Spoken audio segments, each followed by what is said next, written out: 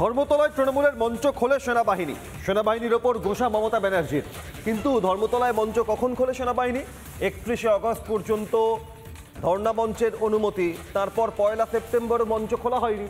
সেনাবাহিনীর জায়গা, সেখানে সেনাবাহিনী মঞ্চ খোলার প্রেক্ষিতে মমতা ব্যানার্জির ঘোষা। জরিনা ক্রসিংয়ে ধর্ণা কর্মসূচি তৃণমূল। মঞ্চ খোলার প্রতিবাদে এবার পথে নামার হুমকি। আজ ব্লকে ব্লকে প্রতিবাদ। তৃণমূল সুপ্রিমোর নির্দেশ, আজ বাংলার ব্লকে ব্লকে প্রতিবাদ করবে তৃণমূল কংগ্রেস। মমতার সেনা বিরোধী আন্দোলন এটা? প্রশ্ন উঠছে, সেনাবাহিনীর বিরুদ্ধে আন্দোলন মমতার? সেনাবাহিনীর জায়গায় তৃণমূল কংগ্রেস ধর্ণা মঞ্চ করেছে। সময় 31শে আগস্ট পর্যন্ত মঞ্চ রাখার। 31শে আগস্ট পেরিয়ে গিয়েছে, মঞ্চ রয়েছে মঞ্চের মতোই, বাঁশের ছাউনি, ত্রিপল টাঙানো। অবশেষে সেনাবাহিনী 1 সেপ্টেম্বর সময়সীমা পেরিয়ে যাওয়ার পর যখন সেই মঞ্চ খোলে, তখন মমতা বন্দ্যোপাধ্যায়ের ঘোষা এবং সরাসরি সেনার এই কাজে আক্রমণ করছেন বিজেপিকে। জায়গাটা কার? ভারতীয় সেনার। অনুমতি কই? নেই।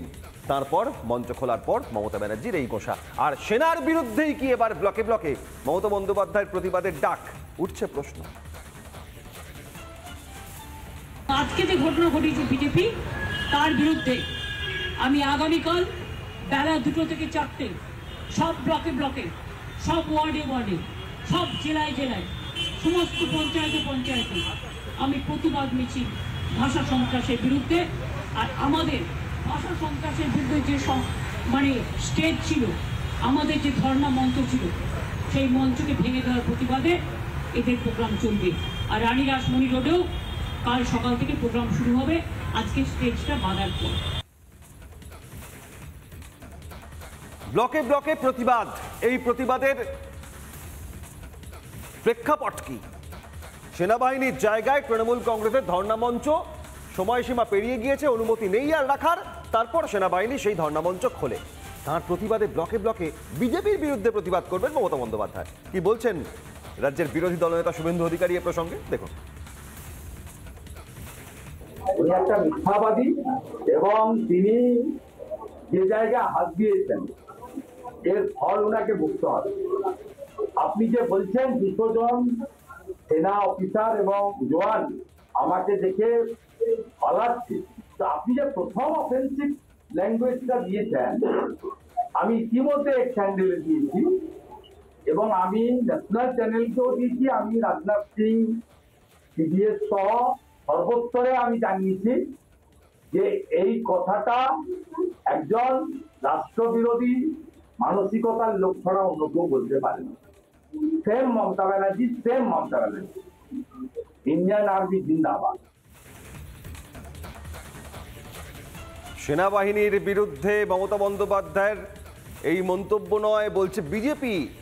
কিন্তু সেনার জায়গায় মঞ্চ অনুমতি ছাড়া রাখা। সেনাবাহিনী সেই মঞ্চ খুলেছে।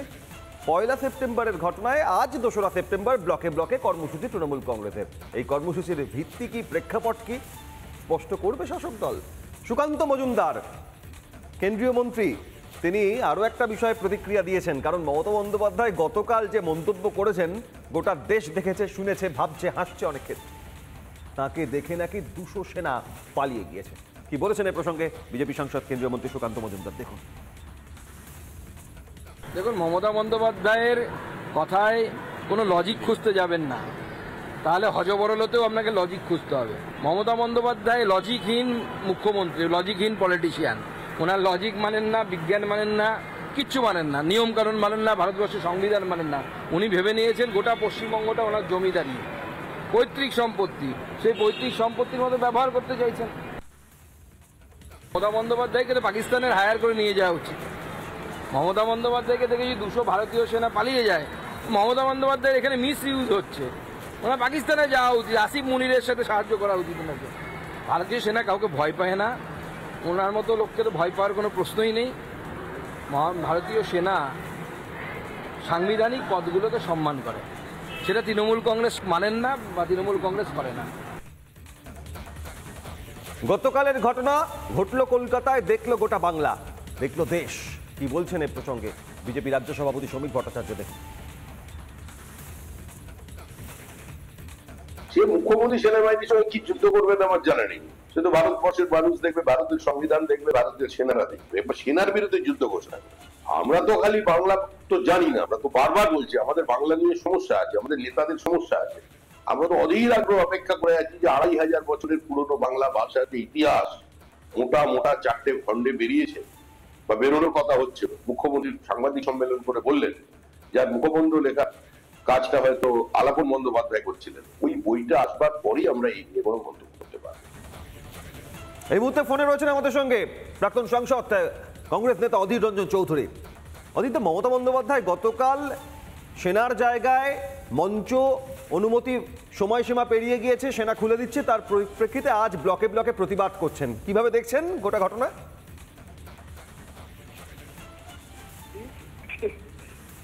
মুখ্যমন্ত্রী একটা রাজ্য চালাচ্ছে, স্বাধীনতা বোধ কি তা জানা উচিত, কি করা দরকার তাদের ভাবনার মধ্যে থাকা উচিত। সেনাবাহিনী কখনো কোনো রাজনৈতিক দলের শত্রু হতে পারে বলে আমি মনে করি না। সেনাবাহিনী রাষ্ট্রের বাহিনী, সেনাবাহিনী আমাদের সকলের গর্বের অহংকারের। সেনাবাহিনীর বিরুদ্ধে কোনো রাজনৈতিক দলের কোনো আন্দোলন ভারতবর্ষে কখনো কেউ করেছে বলে আমার জানা নেই। তাই এসব আন্দোলনের মাথাও নাই, মুন্ডুও নাই, নেই কাজ তো খই ভাজ, এটাই হচ্ছে। আর সেই সঙ্গে সঙ্গে সাধারণ মানুষের মধ্যে একটা রাজনৈতিক বার্তা দেওয়ার চেষ্টা করা হচ্ছে যে যখন বাংলায় চাকরির দরকার, স্বাস্থ্যের দরকার, শিক্ষার দরকার, শিল্পের দরকার, তখন এই রাজ্য কোন পথে বাংলাকে নিয়ে যেতে চলছে সেটা বাংলার মানুষ দেখতে পাচ্ছে। বরং উচিত ছিল যে পশ্চিমবঙ্গে বেকার যুবকদের সেনাবাহিনীতে ভর্তি করার জন্য আরো বেশি করে আরো রিক্রুটিং সেন্টার করা দরকার। এই আন্দোলন যদি করতো বাংলার মুখ্যমন্ত্রী মমতা ব্যানার্জি, তাহলে কিছু বেকার যুবকের সেনাবাহিনীতে ভর্তির আরো সুযোগ বাড়ত এই বাংলায়। আরো বেশি করে পশ্চিমবঙ্গে রিক্রুটিং সেন্টার করা দরকার, যাতে সেনাবাহিনীতে বাংলা অনেক বেশি যুবক ভর্তি হতে পারে। অদিতদা, আপনার দশকের পর দশক দীর্ঘ রাজনৈতিক জীবনের অভিজ্ঞতায় কোনোদিন দেশের সেনাবাহিনীকে কোনো রাজনৈতিক দলের সঙ্গে দাগিয়ে দেওয়ার নজির কোন দলের তরফ থেকে দেখেছেন গোটা দেশে? আমি তো একটু আগেই বললাম আপনাদের যে ভারতবর্ষে এরকম কোন রাজনৈতিক দল সেনাবাহিনীর বিরুদ্ধে কোনো আন্দোলন করেছিল আমার জানা নেই। একটু আগেই তো বললাম আপনাদেরকে। অদিতদা, সেনার জায়গায় অনুমতি ছাড়া মঞ্চ, সেই মঞ্চ সেনাবাহিনী খুলে দেওয়ার পর সেই সেনাকে আক্রমণ, বিজেপির সঙ্গে দাগিয়ে দেওয়ার চেষ্টা। মমতা ব্যানার্জির এই মন্তব্যের তীব্র বিরোধিতা অধীর চৌধুরী ফোনে ছিলেন আমাদের সঙ্গে। আপনাদের জানাই যে ধর্মতলায় তৃণমূলের মঞ্চ খুলে সেনাবাহিনী কোথা থেকে? সেনার জায়গায় যে মঞ্চ বাঁধা এবং যে মঞ্চের কোনো অনুমতি নেই 1 সেপ্টেম্বর রাখার, সেই মঞ্চ খুলে সেনা। এমনকি সেনার তরফ থেকে স্পষ্ট জানিয়ে দেওয়া হয়েছে এ বিষয়ে কলকাতা পুলিশকে আগে থেকেই জানানো হয়েছে, তারপর পদক্ষেপ করেছে সেনা। তদন্তকারী সংস্থা থেকে শুরু করে বিভিন্ন ক্ষেত্রে বহু জায়গায় দলীয়ভাবে দাগিয়ে দেওয়ার চেষ্টা হলেও দেশের সেনা প্রত্যেকটা মানুষের, ভারতবাসীর 140 কোটির গর্ব, তাদের এবার দাগিয়ে দেওয়ার চেষ্টা। মুখ্যমন্ত্রী মমতা ব্যানার্জি আজ ব্লকে ব্লকে প্রতিবাদের ডাক দিয়েছেন, কিন্তু কাদের বিরুদ্ধে, কেন? ভারতীয় সেনাকে নিয়ে এই মন্তব্য, ভারতীয় সেনার পদক্ষেপের বিরুদ্ধে এভাবে হুঁশিয়ারি শতাব্দীতে কোনো ভারতবাসী দেখেছেন বলে সন্দেহ আছে। অনুমতি নেই তাই মঞ্চ খুলেছে সেনা, তার কারণ 1 সেপ্টেম্বর মঞ্চ সেনার জায়গায় রাখার অনুমতি ছিল না, পদক্ষেপ করেছে ভারতীয় সেনা। আর তারপরেই মমতা ব্যানার্জি আজ হুঁশিয়ারি দিয়ে পথে নামার হুমকি দিয়েছেন। বাংলার ব্লকে ব্লকে প্রতিবাদ কর্মসূচি আর তৃণমূল কংগ্রেসের। মমতা সেনা বিরোধী আন্দোলন এটা? উঠছে প্রশ্ন। বেআইনিভাবে মঞ্চ বেঁধে রাখা ছিল, সেই মঞ্চ খুলেছে সেনাবাহিনী এবং শনি ও রবিবারের কর্মসূচি, সোমবার সেই মঞ্চ একই রকমভাবে দীর্ঘ আকারের দৈর্ঘ্য প্রস্থের মঞ্চ, সেই মঞ্চ সেনা খোলার পরই তড়িঘড়ি ধর্মতলায় ছোটেন মমতা ব্যানার্জি। তাদের কর্মসূচির জায়গা পরিবর্তন করেছেন, কিন্তু মমতা ব্যানার্জির বক্তব্যে তার অবস্থান, তার মন্তব্য, তা নিয়ে সাধারণ মানুষ কোন পরিবর্তন দেখছেন, জোরালো প্রশ্ন উঠছে। আজ ব্লকে ব্লকে বাংলার প্রতিবাদ কর্মসূচি, সেনার পদক্ষেপের বিরুদ্ধে এই কর্মসূচি, সরাসরি বিজেপির বিরুদ্ধে অভিযোগের আঙুল। প্রশ্ন উঠছে তার কারণ, ভারতীয় সেনার জায়গা, সেনাবাহিনীর জায়গা শহর কলকাতায়, সেটা ব্লক করে সেখানে মঞ্চ বেঁধে রেখে দীর্ঘস্থায়ীভাবে স্থায়ীভাবে কখনো হতে পারে না, কারণ কোনো অনুমতি ছিল না মঞ্চ রাখার 1 সেপ্টেম্বর, তাই সেনা পদক্ষেপ করেছে। আর সেই সেনার পদক্ষেপেই এবার মমতা ব্যানার্জি হুঁশিয়ারি, আজ ব্লকে ব্লকে প্রতিবাদের ডাক।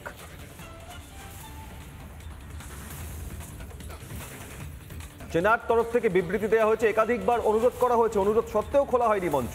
ভারতীয় সেনার তরফ থেকে ইস্টার্ন কমান্ড, ভারতীয় সেনা, তিনি বলছেন যে কলকাতা পুলিশকে ইনফর্ম করা হয়েছে, কোনো রকমভাবে পদক্ষেপ করেনি, তারপর সেনা বাধ্য হয়ে মঞ্চ খুলেছে।